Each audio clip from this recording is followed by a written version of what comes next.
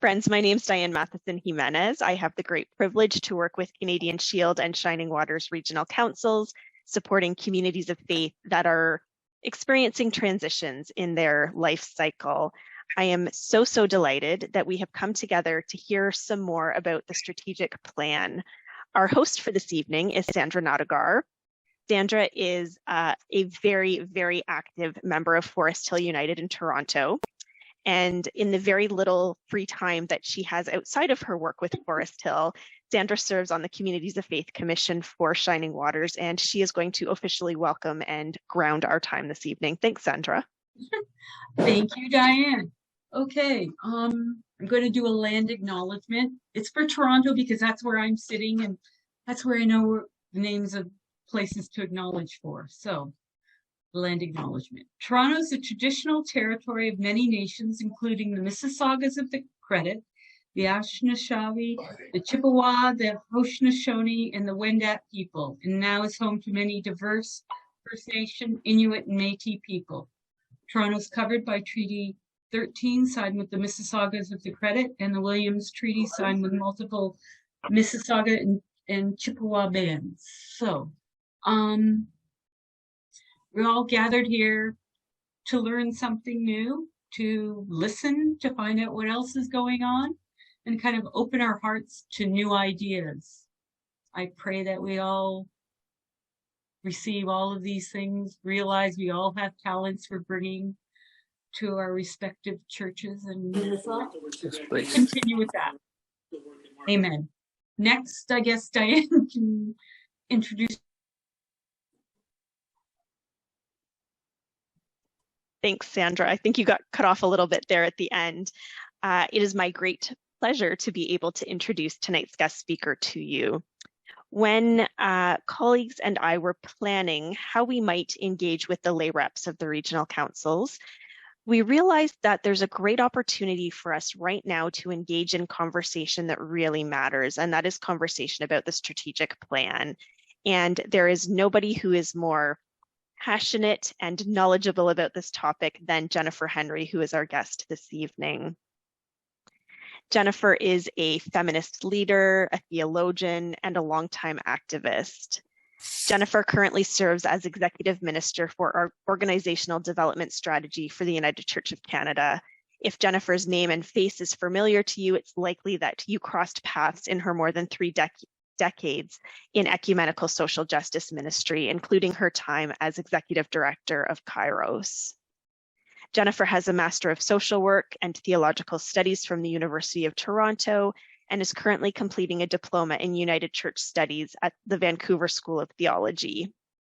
In 2019, Lutheran Theological Seminary in Saskatoon granted her an honorary Doctor of Christian Letters.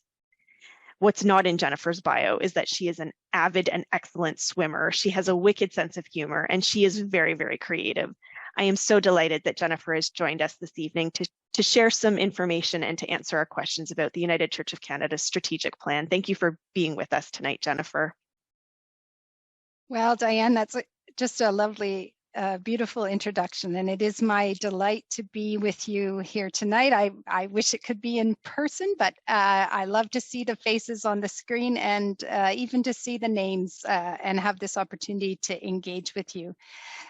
So it's really a delight to talk about the strategic plan and to have the opportunity to hear also from you. What are your questions? And I might even have a few for you as we go through, because this is a project and a work of the people, broadly defined across the church, and the staff, working with staff in the regional offices and also in the national office. So I'll begin by saying that just to plan anything is really a tangible sign and belief that there is a future. So we plan because we plan into a future. We believe that there is a future. And so to engage in a strategic planning process as the United Church of Canada is to make a statement, a testimony really, that we believe that there's a future for us and this church. We could say it another way, that God isn't finished with us, that our unique witness is important and continues to be something that we want to offer to this place and time, that we can bring our sense of what we understand about the liberating Christ risen in this place and time. So when we do this, engaging in the process of planning and living out that plan, we are engaging in an act of a boldness and a belief in the future. And we have a hope, we know this, that we have a great hope, and it's that hope that we're trying to proclaim as we engage in this work. Now, I'm at the General Counsel office that just turned the lights out on me. So I'll keep going, but if I seem a little dark in the contrast, that's because that's where I am now. And so I want to talk a little bit about where this came from. And in this case, we kind of have to go back in time to 2018. And you'll remember that in 2018, there was a lot of talk about structure, right? Structure. This was the time of the restructuring proposals coming forward. And at that time, in the context of all that discussion about structure, some wise folks said, well, what about the mission? What about the vision? What about the mission vision of who we are? Is there something we share in common that shapes our identity? Something we can articulate about who we are striving to become in this time? And so actually proposals emerged out of that General Council and continued sort of work and a few things along the way, change in General Secretaries, pandemic. And what we came to do was to look at the process of strategic planning as a way to help us begin to articulate that common mission and vision. And I'll use that word mission right now, but you'll note that that word changes as the conversation continues. So the strategic planning process began with looking at a lot of documents and reviewing kind of what we've said about that common mission and vision over time. But then it turned to a process of consultation. And so some of you may recall, and I hope some of you might have participated in town halls. This was through 2021. All of this done online. So town halls and Indigenous church circles, focus groups, and then surveying of General Council commissioners. And so we really were able through this process to engage about 1,500 folks from across the church and to really try and harvest insights about what in fact people saw as our identity, our purpose, and our vision, and what were the priorities for them in terms of what the church could do and should do in the way forward. And so this is really the result of that process. When we were doing this work, the project team was pulling all the insights that they were hearing forward. They wanted to make sure that we weren't doing it on a blank piece of paper, that we weren't saying that what we were saying was discontinuous with what we had said in the past. They thought it was really important to say, essentially to kind of settle whatever we came up with into kind of a foundation of things that we already knew about ourselves and we're already articulating. So one of those is the affirmations of faith. We know that we kind of settle this work into the continuity of that. So what we're saying here is a kind of an extension. It's not a discontinuous with what has come before. We also worked on values that we held in common, and this was kind of an interesting process of the General Council Executive and of the National Indigenous Council sitting together in circle as individuals, reflecting on their own values, and then kind of generalizing those values up to the church that they loved and cared about. So this was a really important process. And the other thing we wanted to say is we've already made commitments to one another, and whatever we're doing in terms of planning forward to the future, it absolutely has to be carrying forward those commitments that we've made. So that was the kind of container into which we began to articulate this notion of what was then called mission and vision. And so the words that began to emerge, and when I say emerge, in some ways they actually kind of leapt off the page at us, were these words: deep spirituality, bold discipleship, daring justice. These became the words that felt resonant in terms of who we are, but also who we are becoming. And when we brought these forward to the General Council Executive as our proposed words that might represent a mission, our colleagues and our friends from across the Indigenous Church spoke with concern about, maybe we could say, essentially putting new wine into old wineskins, that word mission had a horrible kind of burden associated with it, and that it represented to them the legacy of colonization and the impact of that on communities, and that they sought a fresh word to reflect this fresh vision. And that's how we got to call. So we call these 6 words the call. And I'll just show a brief video that speaks to that call, and it's just 3 minutes long.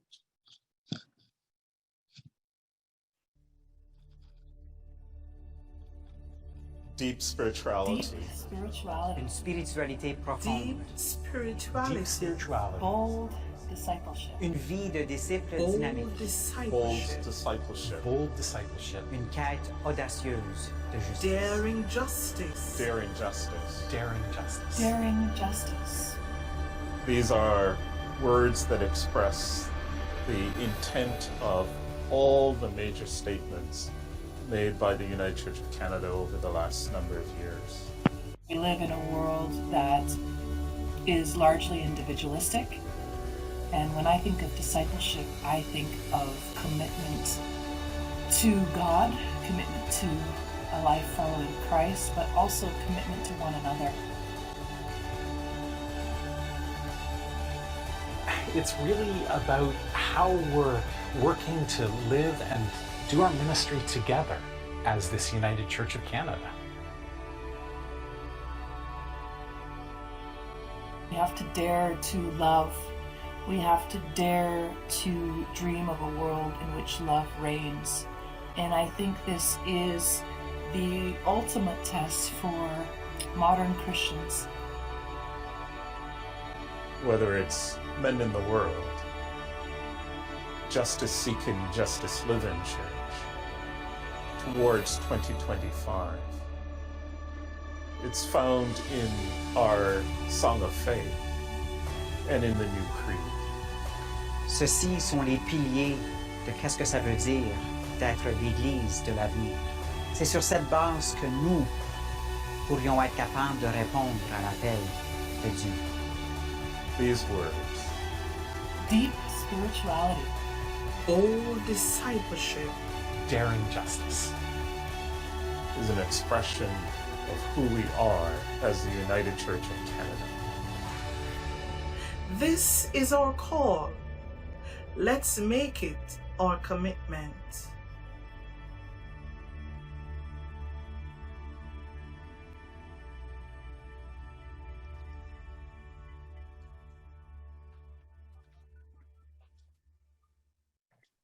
So we have engaged this call in conversation with the many languages of the United Church. And so that's been an interesting process as we've looked to sort of say, what are these 6 words as they're reflected in some of the different languages that are part of our worshiping life together. So the call really kind of, as I said, kind of moved off the pages and into our hearts, and in October of 2021 was supported by the General Council and offered to the church for its engagement and animation and witness. And here's just one example of a community. I love that this one is very far away from the national office that picked this one up. This is the Central Labrador Pastoral Charge in Newfoundland and Labrador. And they took seriously this notion that you put the words on the wall to inspire and engage anyone who is coming into the space. And so this is work that they did. So that call is really offered to folks to find a meaning in it, find your own engagement in it. What does it mean for you? And can it in any way inspire how you understand the church as a whole becoming, but also how you understand a particular community of faith? So that you'll see up there that there are resources that you can find at our call and our vision, including this video, if you'd like to use it, and also available on Église Unie. And the call kind of went hand in hand with the vision statement. And there's a couple of words I would pick up here that are, I think, really important.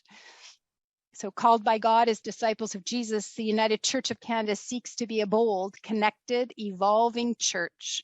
I'll just stop there. Interesting words like connected, right? To make that sense of that connectedness. We are diverse, but we're still connected to one another across the country.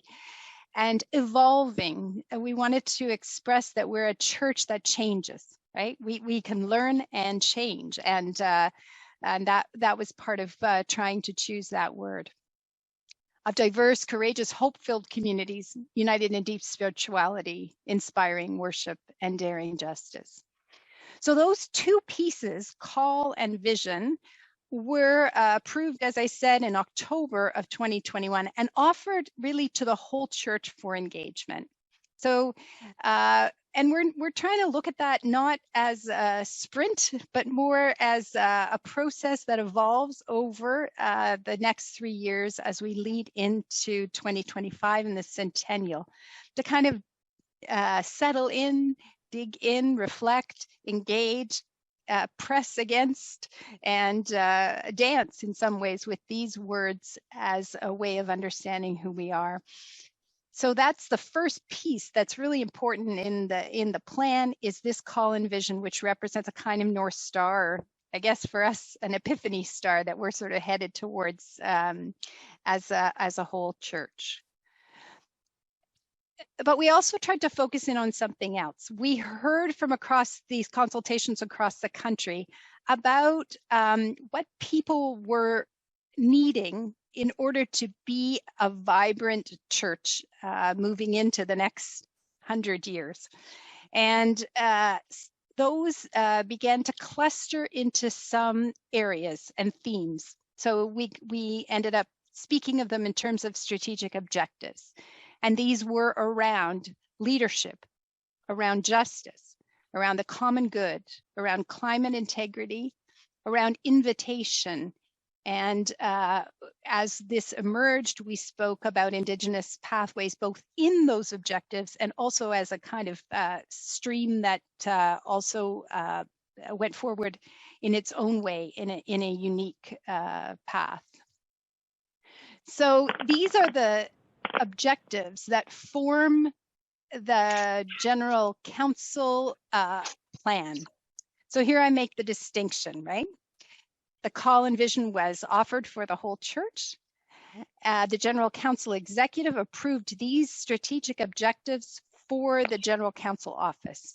And so we have been working in relationship with regional colleagues to build an operational plan for the General Council office that reflects and helps us to put flesh on these objectives.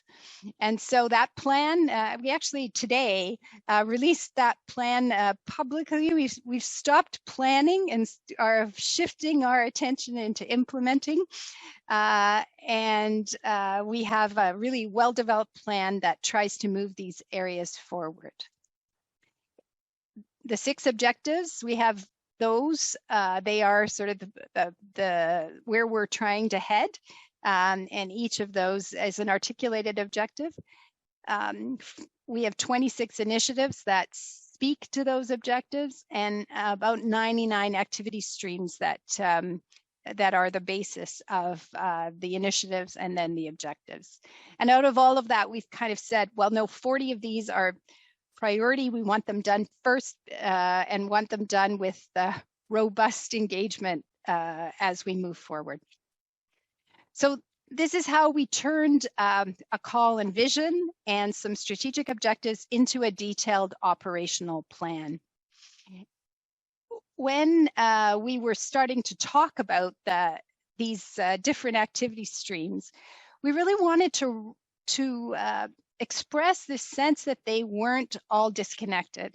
So when you're thinking of 6 things or 26 things or 99 things, we didn't want to have the perspective that they didn't influence or each other or connect to one another. So one of the ways we began to think about this is in this image that we developed. And so we began to think, okay, how do the pieces come together? And the image that came forward for us was this fish. And we said, this growth, this sense of strengthening invitation, humility and confidence in sharing faith. We kind of shorthanded that growth, that's really at the front of the fish. That's our common priority. And all of these pieces that we talk about help to enhance that piece at the front that we recognize is really swimming against the stream, but is really a part of expressing this commitment to a hopeful future. And so in particular, when we tried to break down this growth area, we really are talking about 3 things. We're talking about renewal. So we're not starting with this notion of create, we're starting with the notion of renewal. How do we strengthen existing communities of faith? What kind of supports and resources and assistance can we provide to existing communities so that they are feeling confident about a robust future? We do want to try and exercise a muscle that we haven't exercised very much over the last little while, and that is that create muscle. So we're not talking about this number as being a net number that we are going to increase, that at the end of this period, we're going to see 100 more than we would have seen at the beginning. But we are going to focus our attention on trying to create some new communities and to do that with intention and with some vigor, and to really look at places where we really think we can grow, and some of those places are around migrant communities, some of them are around online ministries, some of them around Francophone communities, and other places where there's a kind of demographic push that really offers us new opportunities.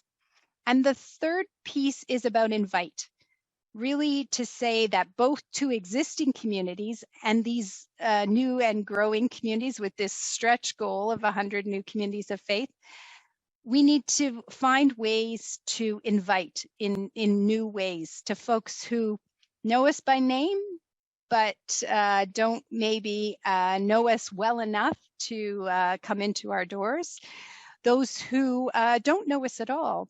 What we found when we looked at the Francophone communities, for example, we found that in the polling work we've done, that there were many folks who said they were looking for a church that looked very much like the United Church of Canada.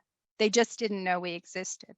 So part of that was this kind of sense of how can we make ourselves known to those folks who are seeking deep spirituality, bold discipleship, daring justice, but don't know who we are. And how can we reach out to those folks who do know who we are, but for reasons in their lives may have disconnected, or there's a sense that we need to reintroduce ourselves and what we have to offer. So that's really a part of that invite piece. And I'll just talk a little bit more about this, and then I'm going to open it up to broader conversation. So when we say renew existing communities of faith, we're talking about two things actually that we've come to understand. One of them is, yes, that we need to provide stronger, more effective, extensive, coordinated support. So that's actually resources and support, and it might be tools, and it might be coaching, and it might look different in different places, but how can we do that? But we also think maybe it's also sometimes about freeing off responsibilities that, in fact, are hampering folks' ability to really live into their ministry. So is there ways that we could lift some of the burden of some of the governance and other kinds of responsibilities, or even expenses that are really weighing down communities? So this is some of our kind of common good work. And you might see it show up in just one example recently in this insurance program for the whole of the church. If we can lift off 30% of people's insurance because we can do this nationally, then folks have more resources to dedicate to ministry. So it's both about trying to give and come alongside and support with resources, and it's also about trying to take some things off that may represent a burden. So that's the kind of two things we're thinking about there in Renew. In terms of new communities of faith, we need to harness, and we need to build some new skills and new capacities in terms of doing that in our leadership. The interesting part is that many of the folks coming from diaspora communities actually bring some of these skills, and we have opportunities to learn from those folks and to actually further this work of seeding and planting that we want to kind of strengthen. And finally, in terms of the work of inviting, I mean, part of the notion of emboldening justice is that we actually have something to say when we're inviting, that we can articulate the shared values, we can offer opportunities for engagement. We found also in the polling that that's what people were interested in hearing about, that they were interested in hearing about work around reconciliation. They were interested in hearing about anti-racism and becoming an anti-racist church, about the work of affordable housing, that they wanted opportunities to engage in shared values. So when we're talking about strengthening our voice in the public square and really articulating our bold welcome, we're doing it out of our sense of values that we've held and we are continuing to live into in stronger and stronger ways. I'm trying to think. Oh, all right.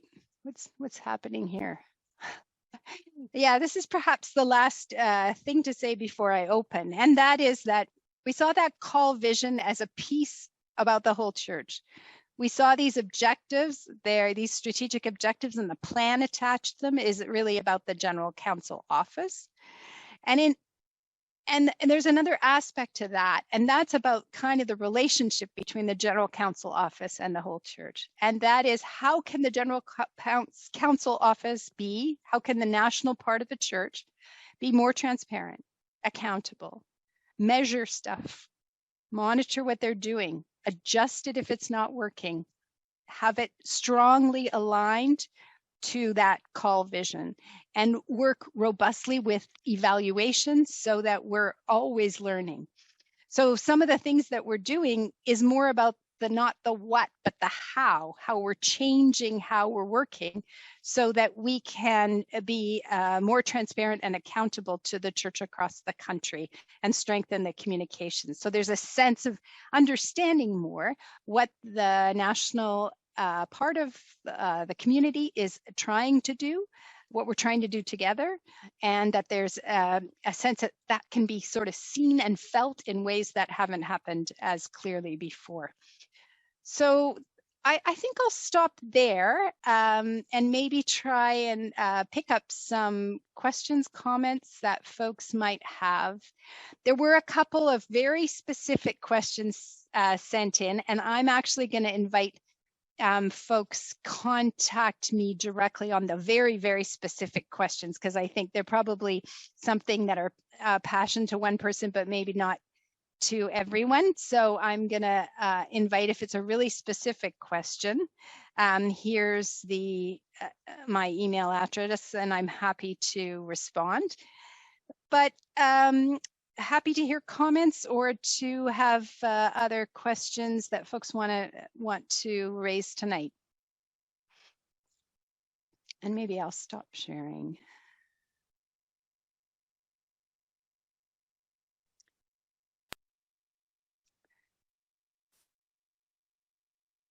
And it's fine to raise them in the chat if that's more comfortable for you.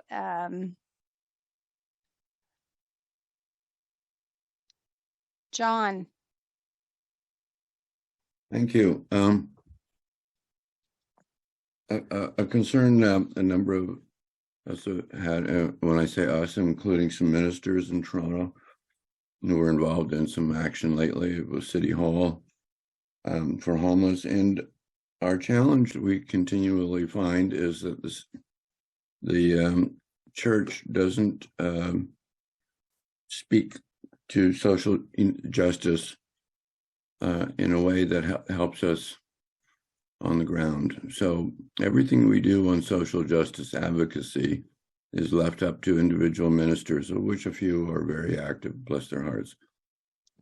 When I ask the region about this, I get, well, you know, it's Toronto, it's not the region. When I ask the national church about it, well, that's Toronto, it's not national.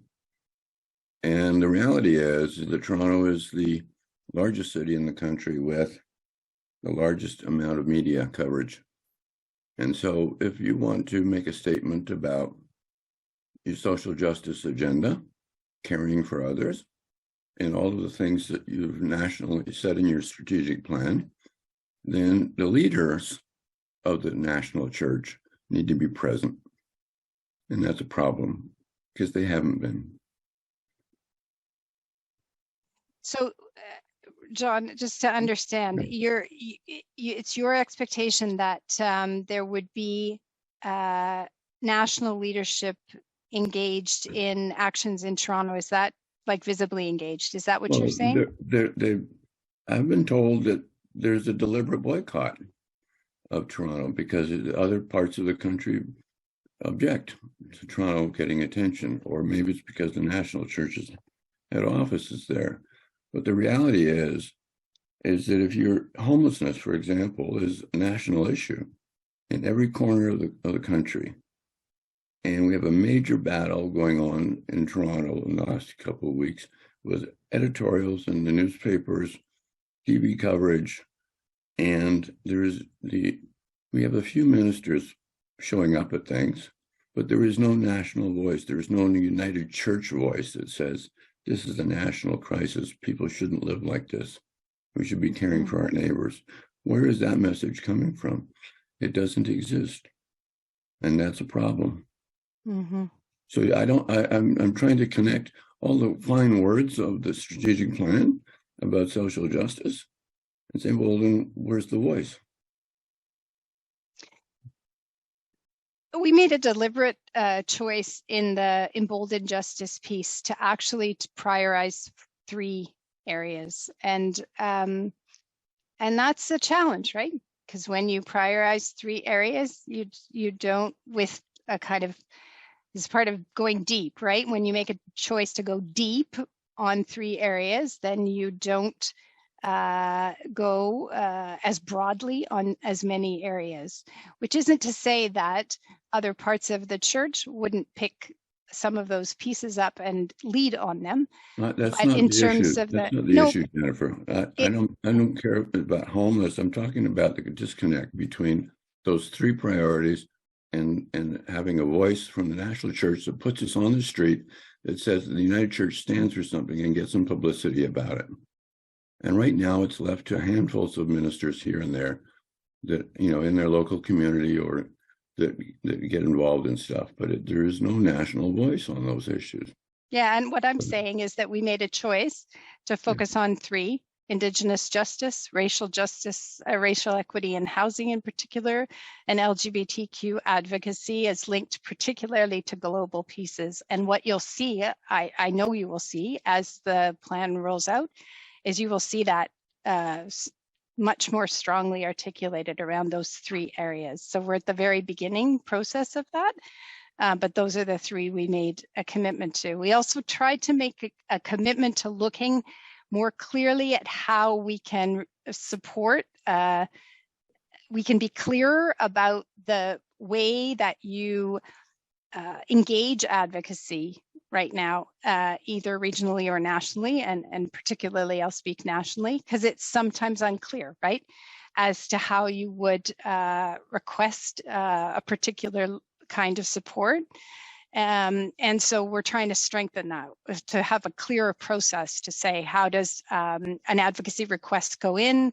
Where does it go? How do we track it? How do we respond to it?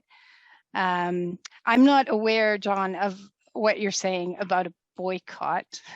I'm aware about trying to work towards some really strong priorities, and I'm aware of also trying to find resources and supports that enable people to be supported in those areas that aren't identified as the places where there'll be strong national staffing priority. So that's what I'm aware of. I would just like to take back to head office that the national church deflects to the region, and the region deflects back to say, well, Toronto, the region covers a lot more than just Toronto. So the reality is there is no voice, and there hasn't been for years. I mean, I've been trying for years. The one place I do get national opportunity to have conversations about social justice is Broadview Magazine, which is terrific. But because they do publish nationally and on issues that in ways that people can engage them, not just on Sunday morning. So there's a lesson there, perhaps. I think this might be a conversation that is well addressed offline. Thanks, John, for this question, and thanks, Jennifer, for your response. Folks, are there other questions that you'd like to either put into the chat or raise your hand while we have Jennifer, captive audience with Jennifer? Peggy.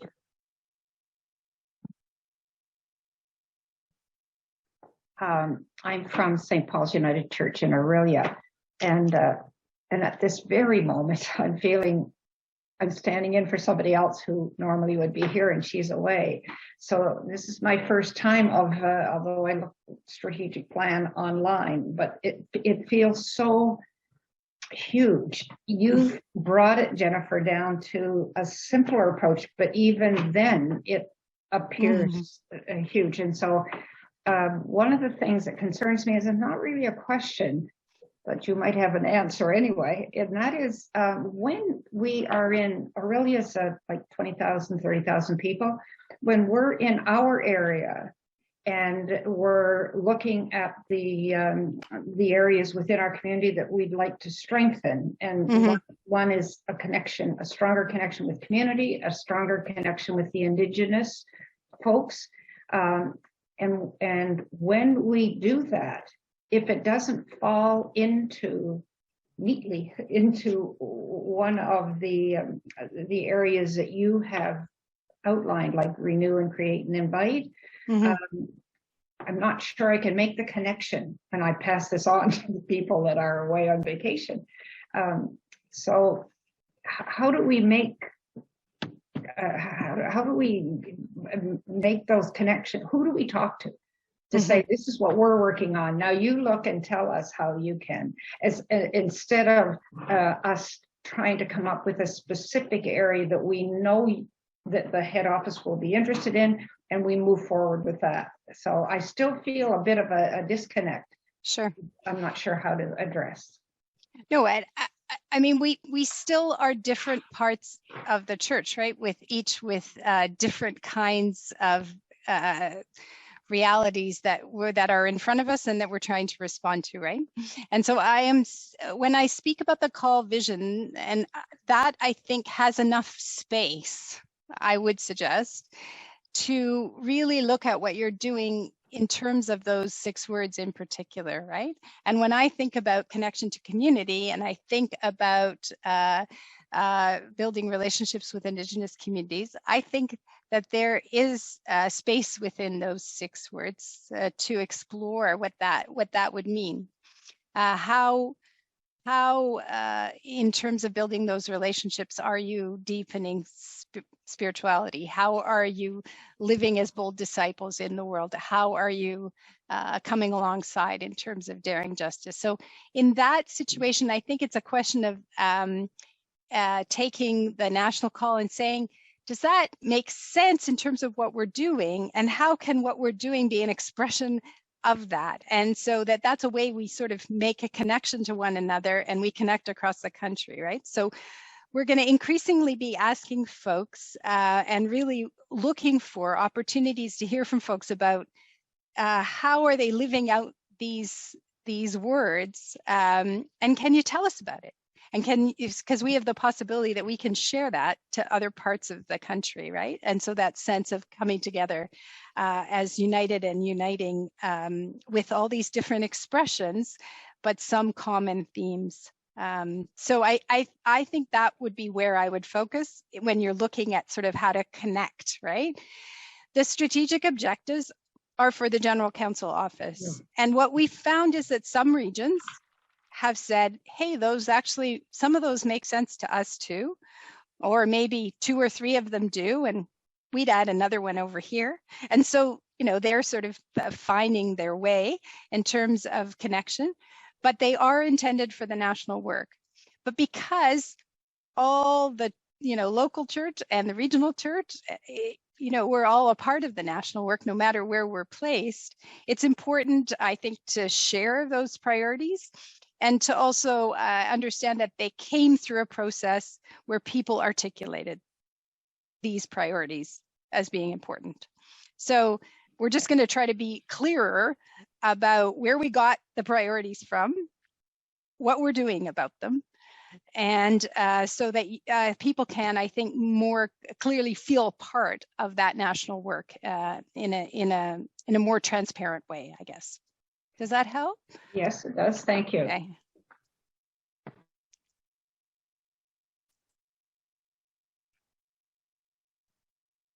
Ernie, you have so patiently had your hand up.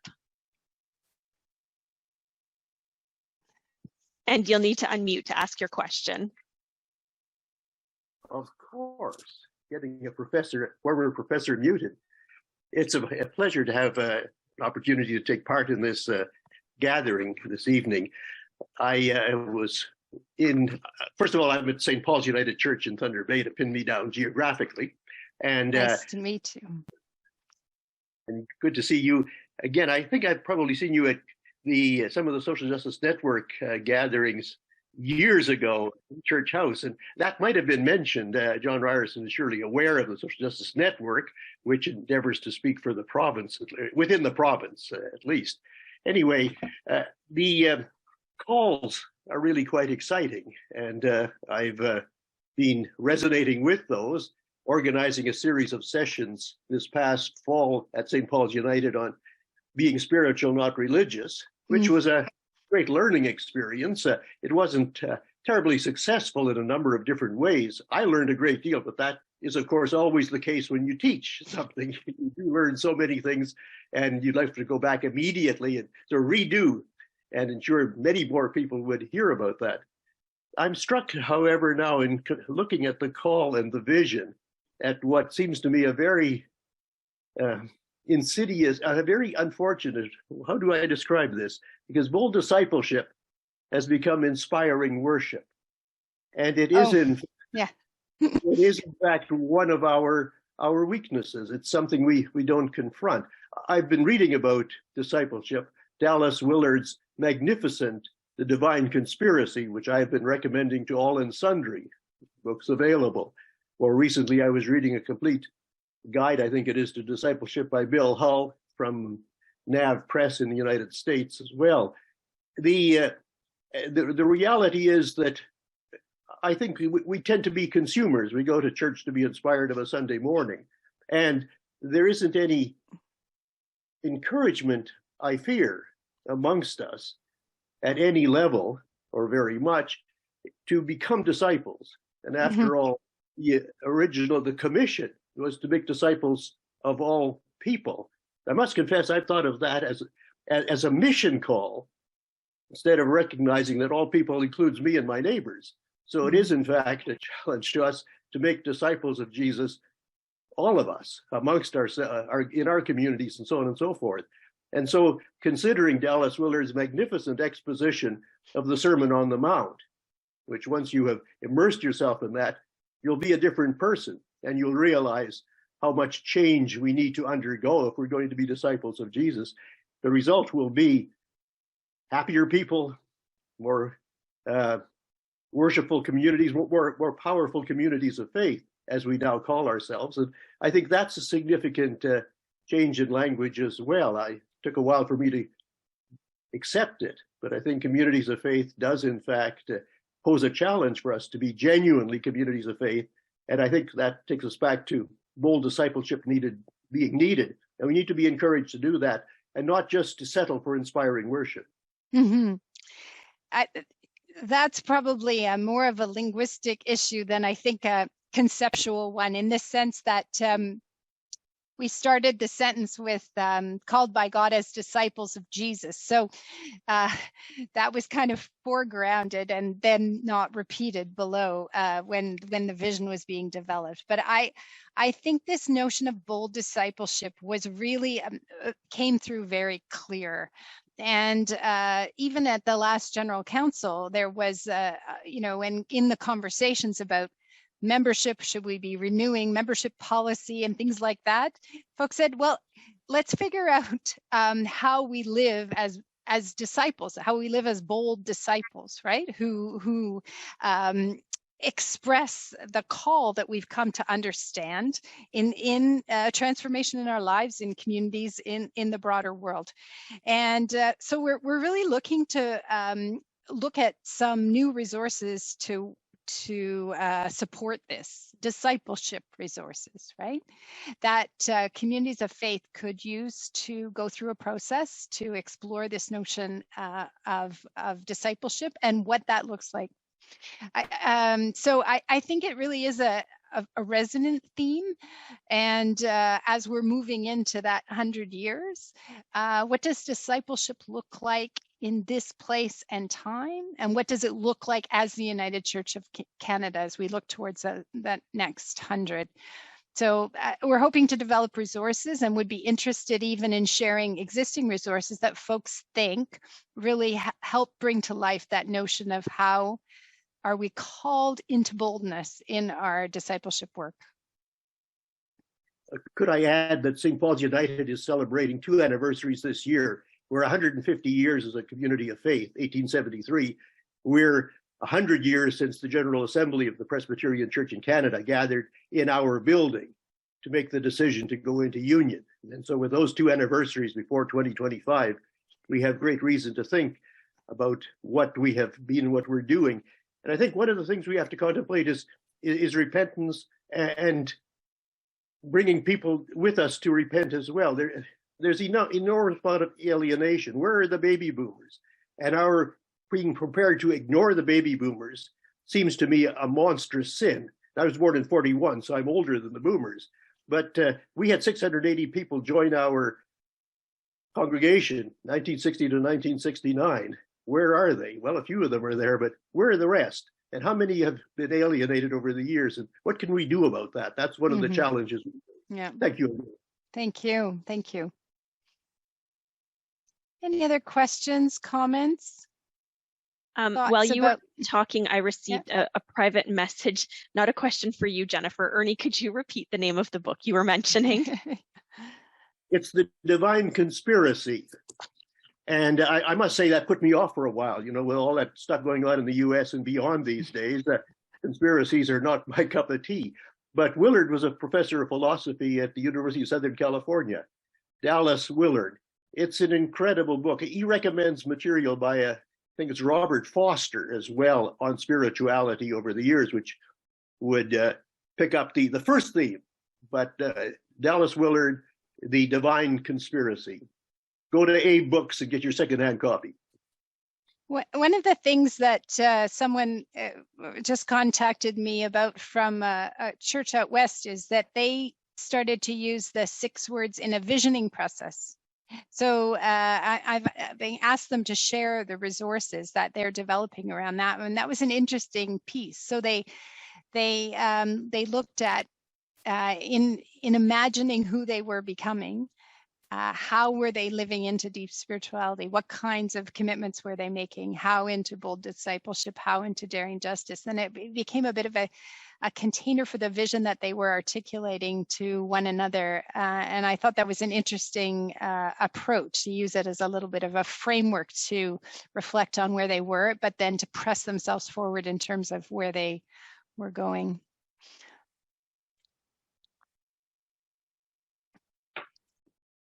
Can I ask folks, if you have access to the chat, maybe what you could do that would be helpful is if there's one thing that would be a resource or something tangible that would, you think, help your local congregation to live into these kinds of commitments, or would generally help your local congregation in terms of the strength of their witness in the community? Can you type those into the chat? And Diane, can we save them so that I can take them away? Because I would be interested to see. We can absolutely do that. Thanks for that great suggestion, Jennifer.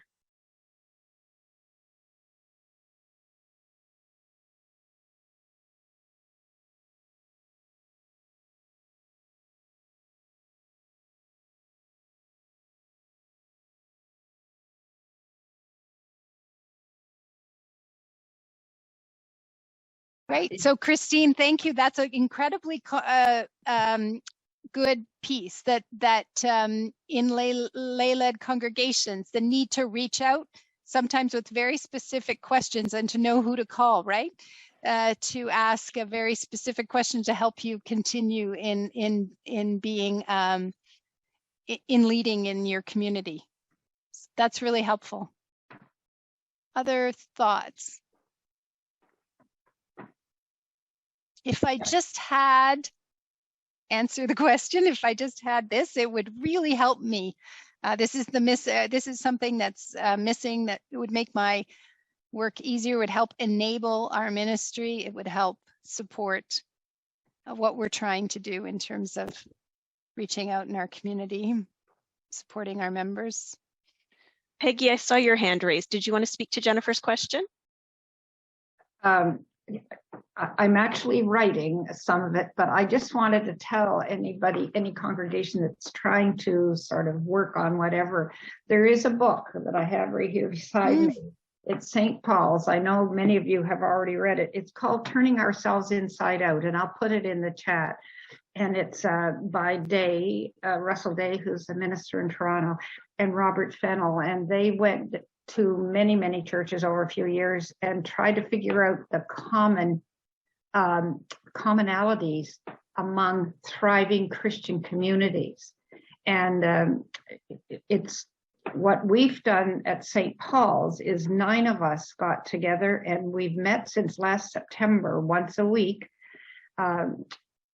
learning how to listen to the Spirit while we talk about budgets and buildings falling down and what do we need the new roof and so on. And I have to tell you, I'm very type A, so it took a long time to slow my mind down. I always thought I listened to the Spirit, but in fact, I didn't. I thought I had a better idea probably than the Spirit most of my life.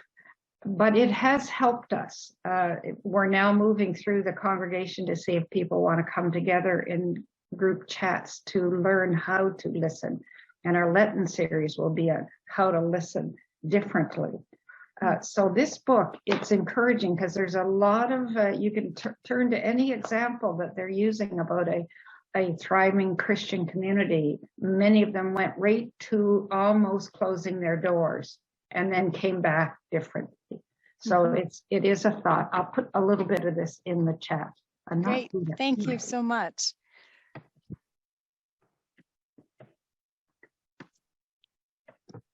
John, just to tell you that one of the pieces in the leadership part of the strategic plan is actually a pilot around collaborative ministry and to strengthen our capacities and skills in that area, and then to learn from that and to see how we can share that in other situations. So Andrew Richardson is leading on that piece of work. That's terrific.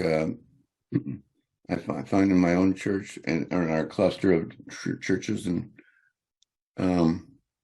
that the old the model was your church eventually dies out and you amalgamate. Right. But there's another model, and the other model that's right. is that you find ways to collaborate and work as a team. Yeah, and so they're really going to try to press into some of those examples and to see what they can learn and share across the church. So that's in the leadership section, but it's a really, I think, a nice concrete project that will help us learn in a number of ways. Thank you. So Marlene, small group meetings in person to talk about what other churches are doing. Yeah. Hearing how other people have, that's Linda, how other people have tried things. Yeah, so we do have to find some ways to share from experience to experience, right? And there's a little bit of a competitive spirit sometimes, and I don't mean that in a good way, right? Instead of a sense of how can we learn from one another, and so really trying to enhance that sense of learning from each other and seeing how we can reinforce other ministries with what we've been able to learn. I think that's really key.